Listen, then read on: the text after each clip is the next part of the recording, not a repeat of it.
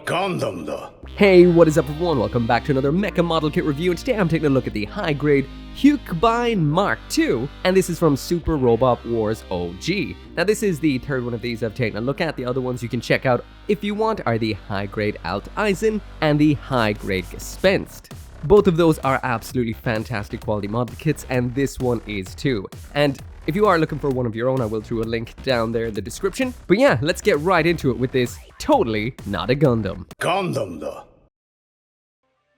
So now jumping into the aesthetics, and this is one phenomenal looking mecha that would make the Titans cry tears of absolute jealousy. This thing looks ridiculous. So the first thing I have to mention right off the bat is this is not a Gundam, even though it ticks every Gundam box. It's a bipedal war machine, sporting a traditional Gundam color scheme being the Titans color scheme, with that typical Gundam head with the muzzle and the V fin. There is no denying, and you might be wondering, how did they get away with that? Well, the only thing I can assume is that this is more of a nod to Gundam rather than an outright copy. This right here was designed by Ketoki Hajime, who is very renowned within, well, the actual Gundam Sunrise designing of Gundam's whole thing. Like, he's really embedded in there. And as you can tell from this kit right here, a lot of his trademark design aspects are here. It's a very busy design. It's got a lot of these tiny little panels which you would see on something like the redesigns from Gundam Wing. And on the whole, this is just an outright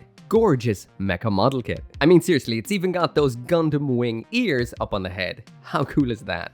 Now, one thing I will mention about this particular kit and the build involved in it is extremely nice. The way the parts all layer up, especially down the legs, is incredible. There is one thing worth noting. If you grab a standard high-grade Gundam kit, they all say 8+ on the side of them. You know, the Witch from Mercury is a Sunday morning show, so the kits have to be 8+. Now, some of Bandai's other kits, especially this line right here, these are 15+, which does mean there is a little extra amount of detail to them, and these kits do have sharp parts, so there is no protective aspects on the wings or the V-fin, etc. It's a nice kit.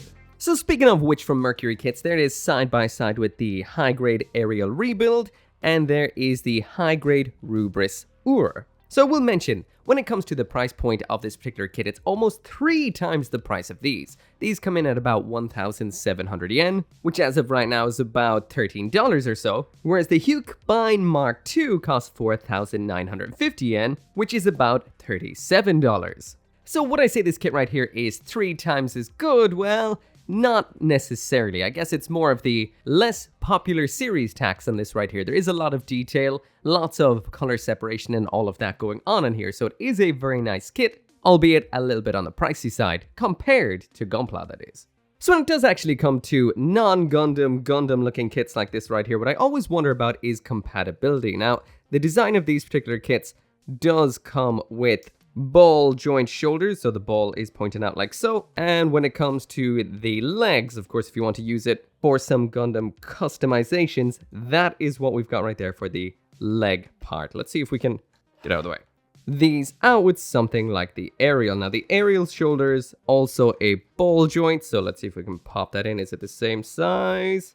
Ooh, that feels a little too large. And when it comes to the hip, it is the complete other way around. I really wish Bandai would maintain the compatibility across these kits. It would be a lot more fun, but I guess there is no compatibility with Gunpla. So when it comes to the individual little details on this, getting in a little bit closer, we do have some stickers on various aspects, like the eyes in that typical kind of Gundam way, same with the head camera up front, round back as well right there. The color separation and the layering is fantastic. We've got some nice red in the chest there. You can kind of see into where the parts are inside of the shoulders there, which could be a little bit nicer. We do have some seams here and there as well for a kind of pricey high grade. You think you want to have a seam right down the shoulder or right down these particular aspects right here on the wings. So those you may have to close up yourself, and there are some on the front too, which is a little bit on the old school side to some degree. So I'm just going to pop off the backpack. The backpack attachment is a single point, so once again, not Gunpla compatible, but on the whole, this is a very nice looking kit, and the pros definitely outweigh the cons. Let's check out what it comes with. So now jumping into the accessories, and here's everything that comes with the high-grade Huckebein Mk-II, and this is quite the spread. What we get in here is the giant G impact cannon, the Photon Rifle, a pair of beam swords, the flight pack which we already had attached onto him, the Chakram shooter as well as a wired part for using with that, as well as a pair of alternate hands for a grand total of 4 hands in here. Finally then we do have a full display stand in here as well, which is black on the bottom with a clear arm segment, which is what we've been getting with this line so far. So the price tag is looking a little bit better already. So when it comes to the hands in here, we've got a choice between the standard style holding hands that you see most of the time on high grades, which are these ones right here. These are actually somewhat more premium than what we normally see with a high grade, as the entire hand is in grey and it's just the armor around back that is in that navy blue. Pretty much similar to what we would have seen with the Rose Gundam relatively recently. The second alternate pair of hands we have in here are these widespread ones right here. So very dynamic, looking pretty cool, and having a pair inside one of these boxes is always absolutely awesome. Next up in here, we've got the beam sabers. These are pretty much your bog standard pair of pink beam sabers. The handle in here is in an absolutely squared off shape, which is unusual when you're looking at it from a Gundam perspective. As for attaching this, it's simply just pop on the holding hands and these slide on into the hands just like so, and hold on tight and do what beam sabers, or should I say in this case, beam swords, need to do. There's what the Huckebein Mk-II looks like in a pose holding on to these, and I will mention, somehow I actually ended up throwing out the manual before doing this review, so if there is aspects of like where these can be stored when not in use, I have absolutely no idea, so apologize about that.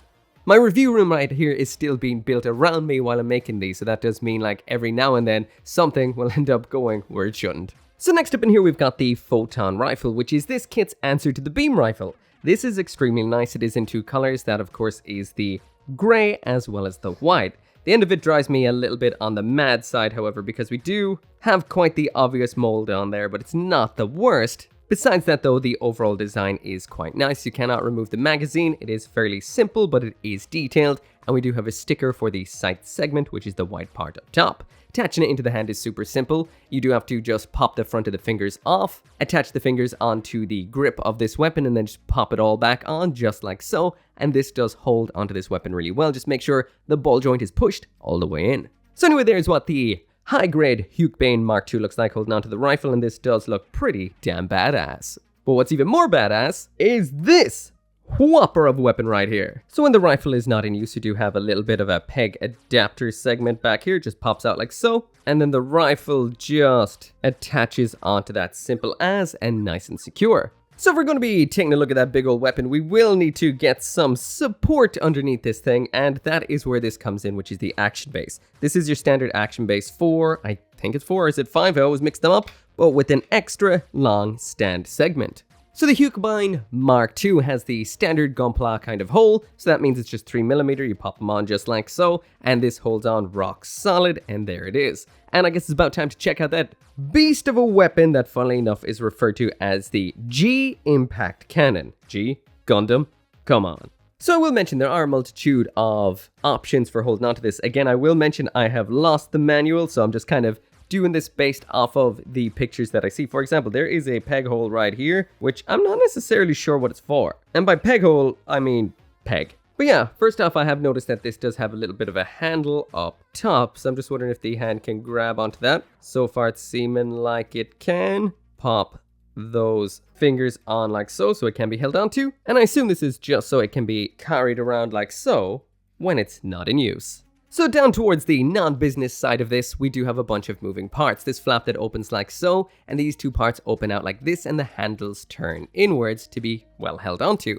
We also have this peg segment down here for attaching it onto the mobile suit. In order to attach it onto the mobile suit, believe it or not, you need to open up the crotch plate right here, and then the cannon attaches on into that. So this big old G cannon right here is technically a big old cock cannon. I mean, there's nothing else it can be described as. That's exactly what it is. When the guys were making Super Robot Wars, when Katoki was designing this, they knew exactly what they were doing. But yeah, when it comes down to it, it's very nicely designed. It holds on perfectly. Attaching it into the hands is actually very easy. You just pop the fingers on again, pop the hand on. It's easy to align the arms to hold onto it, so it all works out perfectly. Awesome. So next up in here, we've got this little segment right here, which is the Chakram shooter. We've got this opening mechanism right here, which swings this out. There's the chakram inside of it. And we do have an alternate part, which is the chakram part with all those spiky yo-yo bits pointing out on this pliable wire right here. So this right here is what it looks like. It's just a simple, nice little back of armor sort of part. We've got an opening section, which shows the chakram inside of it. And in order to attach this onto the actual Huckebein itself, you just pop it onto the back of the arm like you would with a Gundam shield. It holds on perfectly, and we still have the nice opening mechanism around back. Swapping this out for the actual deployed version just involves taking out the one that's kind of holding the space in there, the non-deployed version. You attach the wired segment onto what that was attached onto, which is a little rectangular peg inside of that, and then you can just get your Huckebein posed up, and that is what it looks like. This is your standard Gunpla or Bandai wire. It's strong enough to hold up the chakram, no bother, and you can get it all posed up. Super nice, and this looks great. So finally now onto the articulation end. It's been a long time since I've found a not solid Bandai kit, and this is the same. This is rock solid, will not move a centimeter. You can knock off the side skirts every now and then while posing it, but besides that, everything's rock solid. So throwing the high-grade Huckebein Mk-II into this pose right here, the usual pose that I do, this absolutely kills it. Sure, it could get a little bit lower in the lunge there, but besides that, this is phenomenal. Everything feels good. Nice ab crunch, great kicks, the arms are super mobile, and the only thing I could really ask for is a little bit more of a pivot at the ankle, but besides that, this looks absolutely stunning. The head right here is a double ball joint, so it does what that usually does. I will mention it would be nice to have it, well, look up a little bit further for flight poses, but it's not too bad, can look down quite a bit. And the side to side is perfect. The arms give you everything you'd need. They can reach up extremely high, rotate all the way around, full spin there, double jointed bend there, everything you need. The ab crunch right here is very nicely designed, so you can get plenty out of that, as well as some side to side, and of course the rotation there too, but sometimes the back segment might pop out a little bit. The backpack here is ball joints like so they can move around like that, so it's mainly up and down, a little bit side to side for expressive poses. These feel like they can, no, they're just stuck in there. That is pretty much all the backpack does. The waist is a single point, so it doesn't drop down or anything. There is the kick up to the front, which is pretty much perfect. Out to the back, blocked by the butt flap. Out the side is perfect, so you'll get the full splits. We don't have the full 360 here, but we do have a little bit just to get some expression out of it. There is the bend at the knees, so it's a double joint bend, quite nice. And when it does come to the feet down here, there's the downward point, upward point, and the side to side is a little bit limited, but not too bad. On the whole though, awesome. Finally then into a couple of test poses just to show you what this can do. So for the most part, this will kill everything. The only thing that I had a little bit of trouble with was that usual kind of strike pose right there, the ale strike kind of pose. It can't really turn its leg when it is kicked out due to the non-full rotation at the upper leg. Besides that though, it will pull off pretty much everything, looks great in every pose, and the arm did pop off at one point, and it is an interesting design in here that the arm, or should I say the shoulder joint, connects upwards into the shoulder armor as opposed to directly into the arm. But besides that, posability is absolutely perfect. So anyway, that right there is it for the review of the high-grade Huckebein Mk-II from Super Robot Wars OG. Without a doubt, this is an absolutely fantastic kit, and if I was to rank this, I would go with gold tier, definitely.